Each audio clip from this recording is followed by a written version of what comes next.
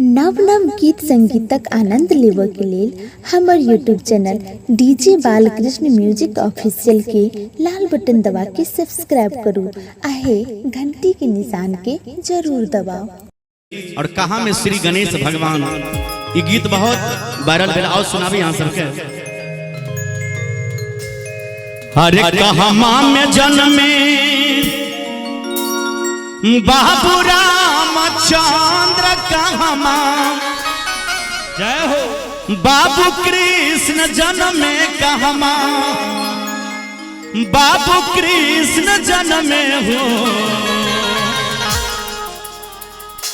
हरे कहमा में जन्मे बाबू रामचंद्र कहमा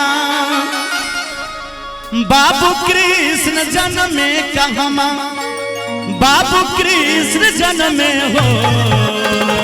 और ताली बजा के भैया लोग हे ललना कहमा में जन्मे गणेश की तेनु घरवा सोहर होला हो। हे ललना कहमा में जन्मे गणेश की तीनों घरवा सोहर होला हो। कहमा में जन्मे बाबू रामचंद्र कहमा बाबू कृष्ण जन्मे कहमा बाबू कृष्ण जन्मे हो।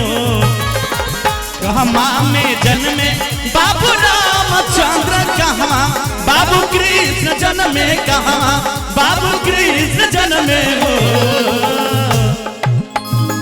की चाची निक लागे छे तनी ताली बजा दियो न चाची। हाँ हे चाचा तनी हो बजा दियो ताली। अब भैया लोग अहो सब तनी दियो ताली ताली बजा के मस्ती में। हे ललना कहमा में जन्मे बाबू कृष्ण की तीनों घरवा सोहर। हे ललना कहमा में जन्मे गणेश की तीनों घरवा सोहर होला हो।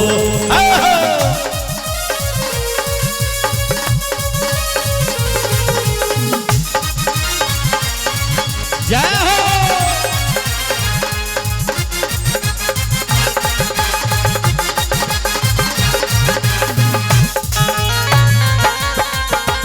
जिया जिया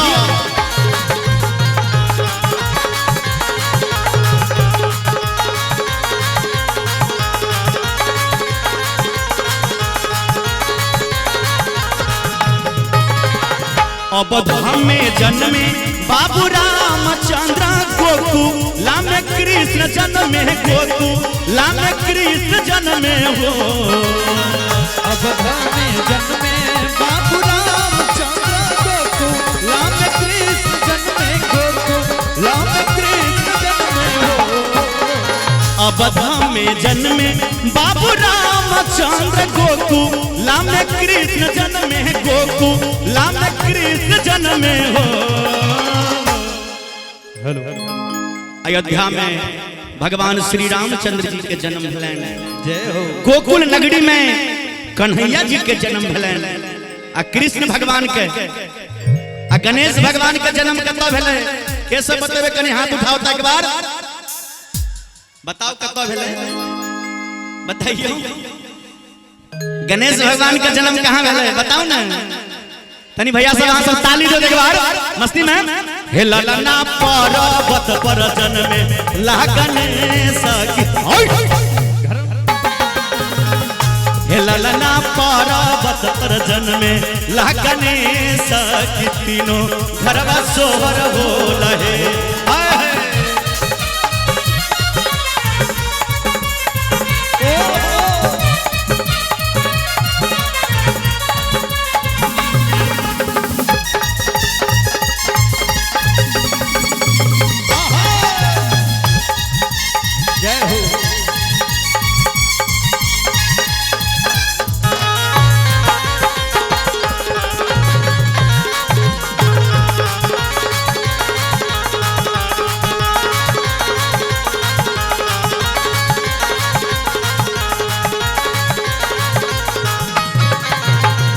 किनकर हुए बाबू रामचंद्र किनकर बाबू कृष्ण हुए किनकर बाबू कृष्ण हुए किनकर हुए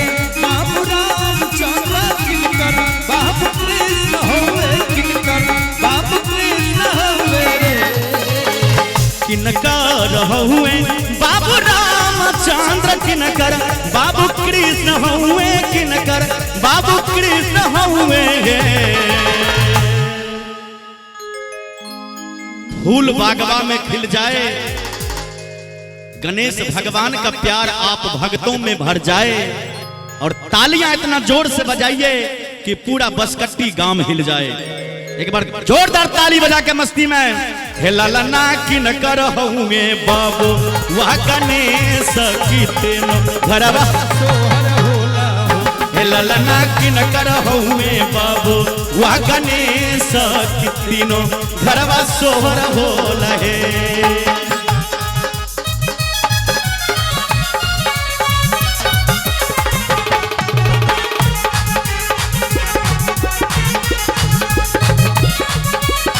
जयकार छैयो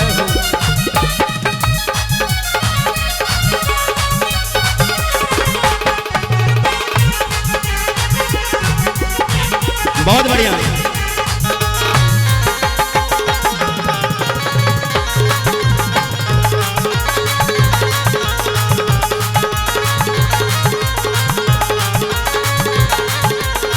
अरे जिया कौशल्या के हुए बाबू रामचंद्र देवा की के कृष्ण हुए देवा की के कृष्ण हुए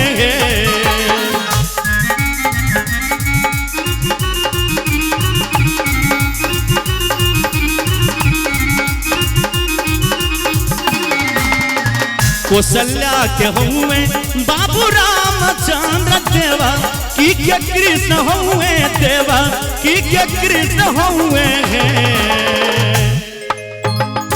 माता कौशल्या के भगवान श्री राम जी माता देवकी के कन्हैया जी जय हो जे कौशल्या के हुए बाबू रामचंद्र देवा की के कृष्ण हुए देवा की के कृष्ण हुए जय हो हे ललना गौरा जी के हे ललना गौरा जी के हो वे गणेश के तीनों घरवा सोहर होल है। हे ललना गौरा जी के हो वे गणेश के तीनों घरवा सोहर होल है। हे ललना गौरा जी के हो वे गणेश तीनों घरवा सोहर होल है। हे ललना गौरा जी के हो वे गणेश के तीनों घरवा सोहर होल है। हे ललना गौरा जी के हो वे गणेश के तीनों घरवा सोहर होल है। हे ललना गौरा जी के हो वे गणेश तीनों घरवा सोहर होल है। ललना गौरा जी के हो वे गणेश के तीनों घरवा सोहर होल है।